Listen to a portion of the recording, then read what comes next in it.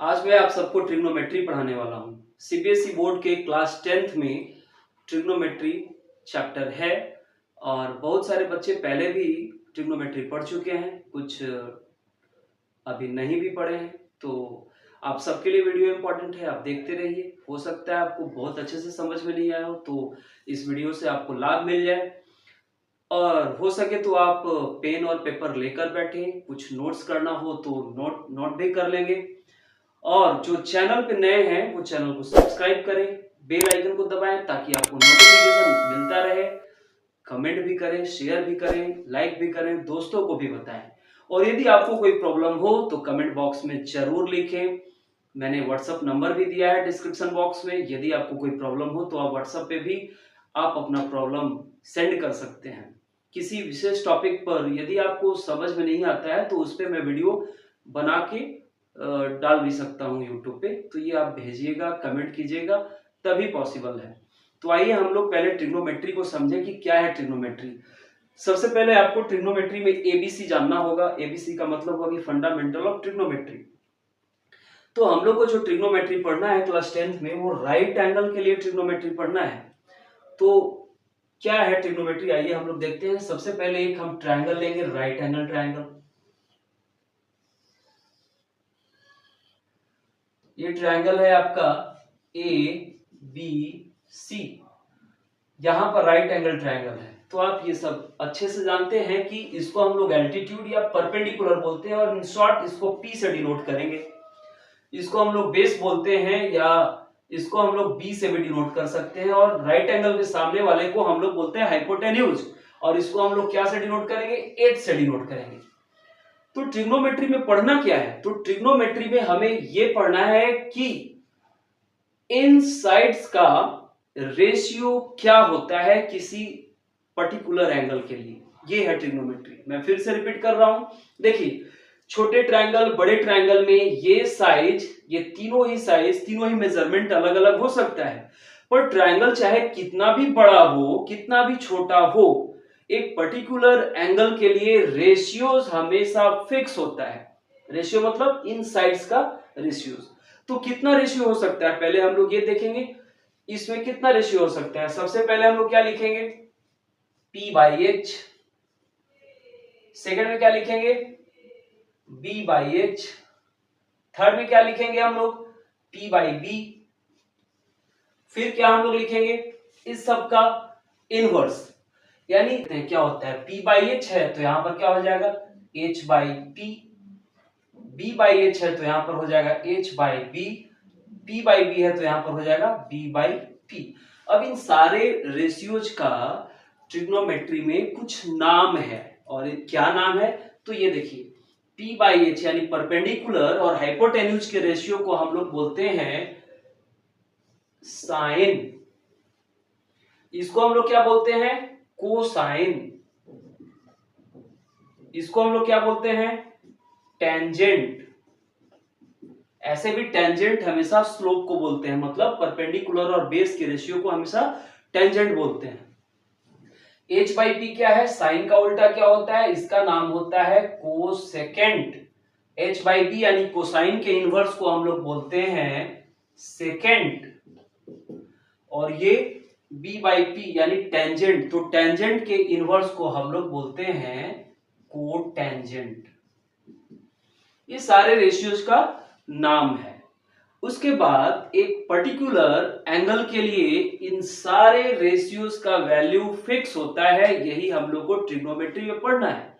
और इन सारे रेशियोज के बीच क्या रिलेशनशिप है, वो रिलेशनशिप कैसे आता है, ये हम लोग को ट्रिग्नोमेट्री में पढ़ना है, और ये बहुत एप्लीकेबल है। इसके बाद हम लोग हाइट एंड डिस्टेंस पढ़ते हैं, जो बहुत ही मीनिंगफुल है। प्रैक्टिकल लाइफ में भी ट्रिग्नोमेट्री का काफी यूज होता है, खास करके आर्मी लोग, डिफेंस वाले लोग इसका अच्छा इस्तेमाल करते हैं।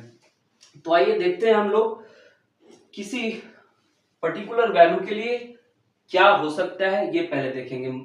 मान लो यहां पर ये एंगल थीटा है, तो एंगल जहां भी होगा उसके सामने वाले साइड को हम लोग बोलते हैं परपेंडिकुलर, यानी ये हो जाएगा P और ये हो जाएगा B। मान लो कि ये एंगल यहां ना लेके हम लोग यहां लेते हैं, तो उस केस में ये हो जाता परपेंडिकुलर और ये हो जाता बेस। इस बेसिक चीज को याद रखना। तो देखिए,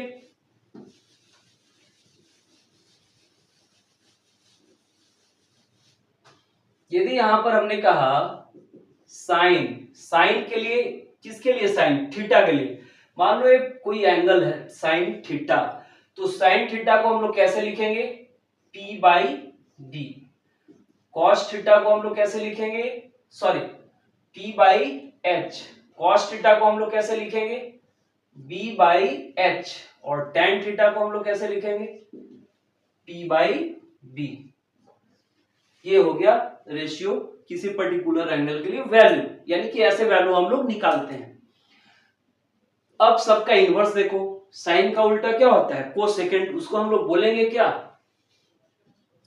cosec theta. In short we can write cosec, not cosecant full, cosec theta. तो कोसेक थीटा का value inverse of this P by H था, तो यहां पर क्या हो जाएगा, H बाई पी। कॉस का उल्टा होता है सेक थीटा, तो सेक थीटा का वैल्यू क्या हो जाएगा, H by B. Tan theta का उल्टा क्या हो जाएगा, कॉट थीटा, यानी कोटेंजेंट। तो cot theta is equal to क्या हो जाएगा, B बाई पी। अब बच्चे इसको अलग अलग तरीका से याद रखते हैं।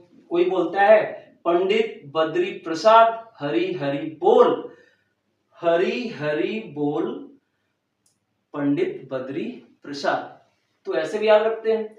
कोई ऐसा ही बोलता है पाकिस्तान भूखा प्यासा हिंदुस्तान हरा भरा।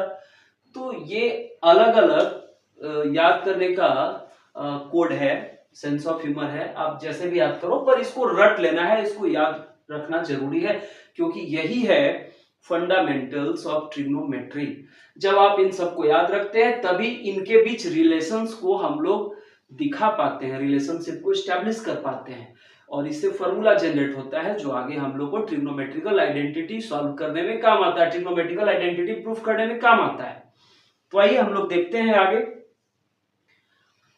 तो एक बार फिर से आप लोग याद कर ले, sine theta is equal to P by H, cos theta is equal to B by H and tan theta is equal to P by B. और इसका inverse cosec theta is equal to H by P and sec theta is equal to H by B and cot theta is equal to B by P। इसको दिमाग में fit कर लें, तब आगे हम लोग ट्रिग्नोमेट्री पढ़ेंगे तो मजा आएगा। चलिए आते हैं, अब हम लोग देखते हैं किस किस एंगल के लिए हम लोग को अभी क्लास 10th में रेशियो का वैल्यू पढ़ना है।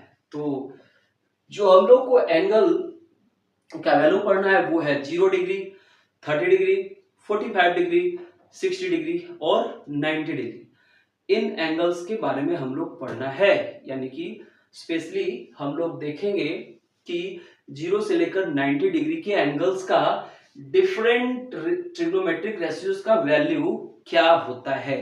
तो आइए हम लोग देखते हैं सबका वैल्यू कैसे निकालते हैं।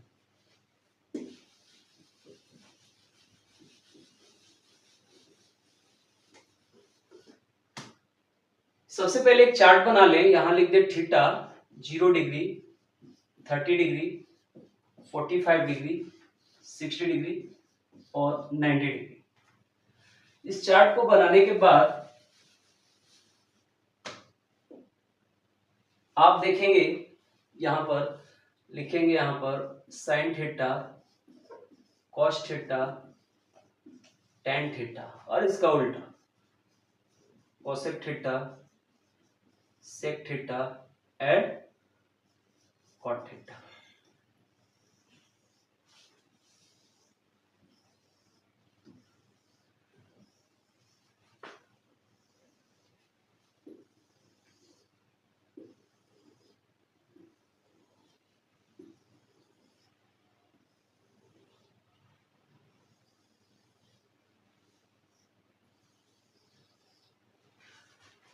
देखिए इस सारे एंगल्स के वैल्यू को पहले आपको याद करना पड़ेगा, रटना पड़ेगा।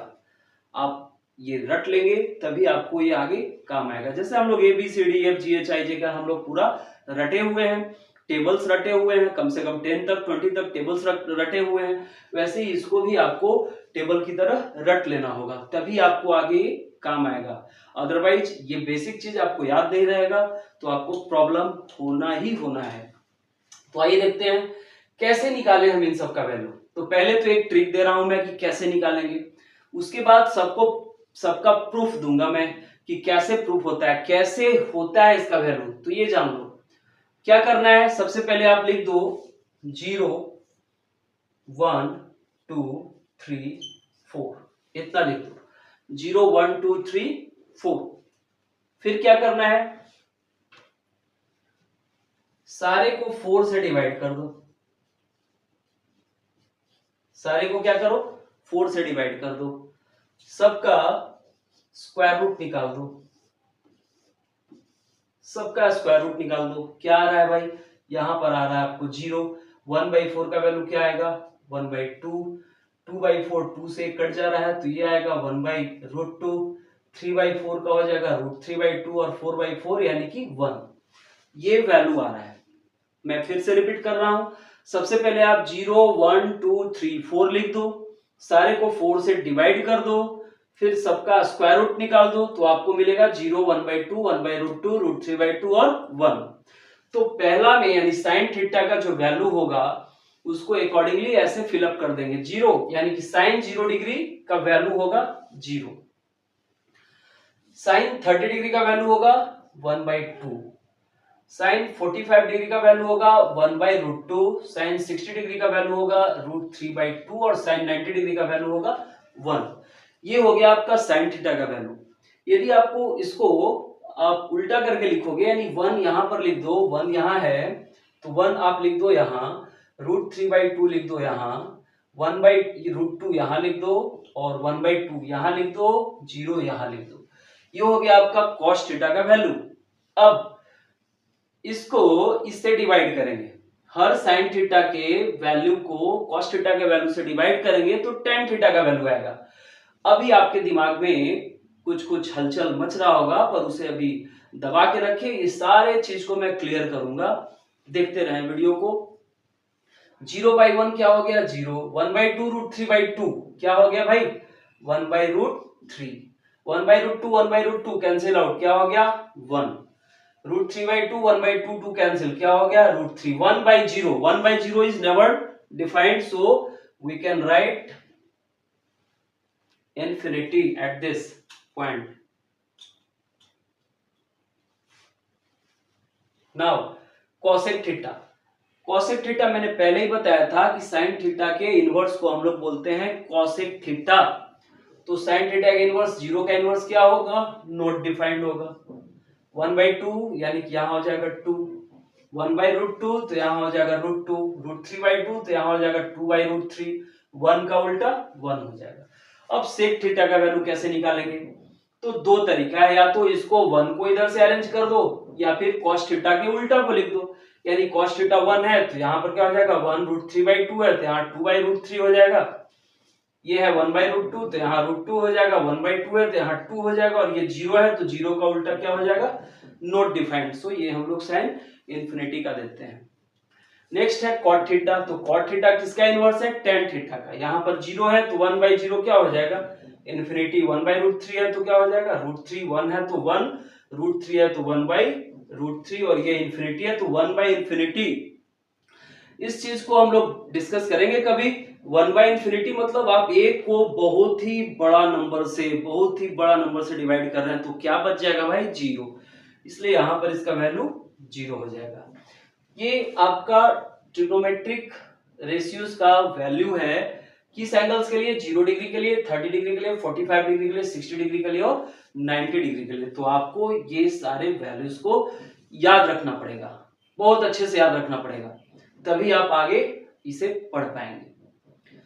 एक बार देख लें, यदि लिखना है तो लिख भी लें, वैसे हर जगह दिया हुआ है, आपके बुक में भी दिया हुआ है, पर मैंने ये ट्रिक बताया कि कैसे लिखा जाए। इसके बाद हम लोग समझेंगे सारे एंगल्स के जो रेशियो का वैल्यू आया है, 0 डिग्री का वैल्यू 0 आया, 30 का 1/2 आया, क्यों आया, तो एक एक करके हमको जानना है कि सारे एंगल्स का वैल्यू इतना क्यों आया। तो देखते रहिए इस वीडियो को, आगे कैसे वैल्यू आया आगे हम लोग फिर इसको बनाते हैं अगले वीडियो में। Thank you.